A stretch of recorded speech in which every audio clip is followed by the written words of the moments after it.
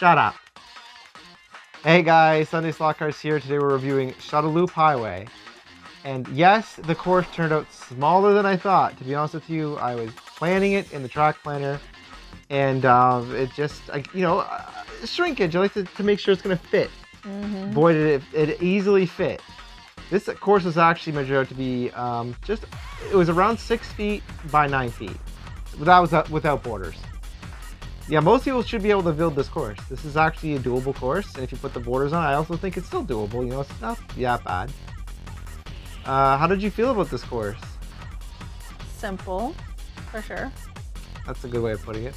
Now, even though it's so simple, I did enjoy it because the 6 feet was still a pretty good amount to go. You're definitely going to want to, I think we had the cars at like 40%.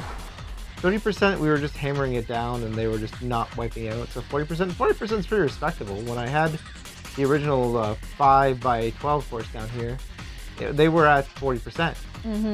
So that's pretty much what you're looking at. So again, this is a good course for that because you're going to get the average speed that you would if you had, 12 feet, let's say. But this again is about 8.5, 9 feet. I think it's actually 8.5. Sorry about that. So I also like the 3x30s because that added some variety. You'll notice this is the first course to use 3x30s in, by the way, and there were no 4x15s in this one. Again, just because of how simple it was. And we also kept 2 curve lane changers, but you could put a double lane, like however you want to. Do your own course. So if you look at flip it, we can be immature, and it looks like something. Hey, you know what courses are shaped like the best kind? You guys trying to make up for something? Well, obviously not. It was so small.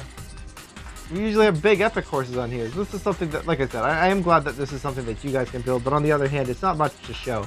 It was so little to show, in fact, that when I was doing the video editing, we cut scenes out because of how short it was. Like the transition from like one section to the other was so small for this course. That didn't make sense. Yeah, I had to do like I used to use wide sweeping shots, which is a good thing we did a variety of shots because the wide sweeping is what really helped save the video. So instead you guys saw me slide off the track twice.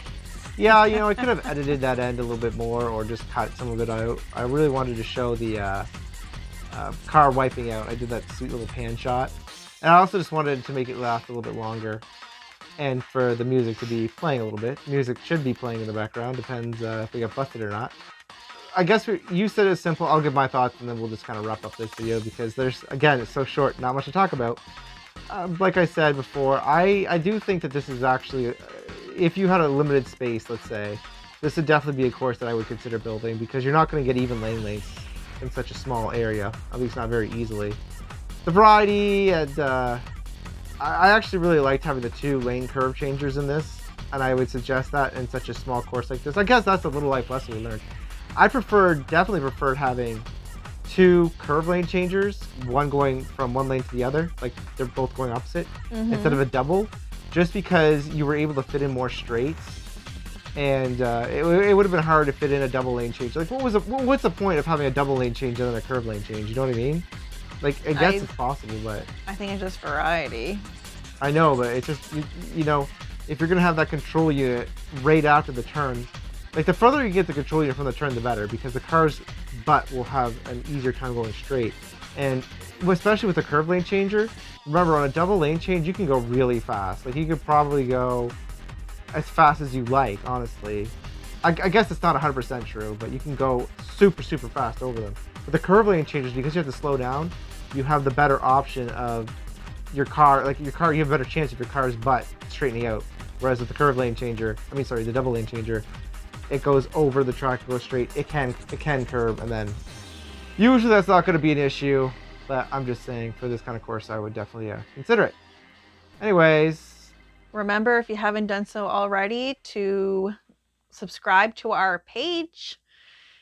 Give us a comment. Possibly, what next track would you like us to build with our Carrera track? Yeah, definitely. Like some suggestions would be nice, and we'll talk to you guys later. Bye. Bye.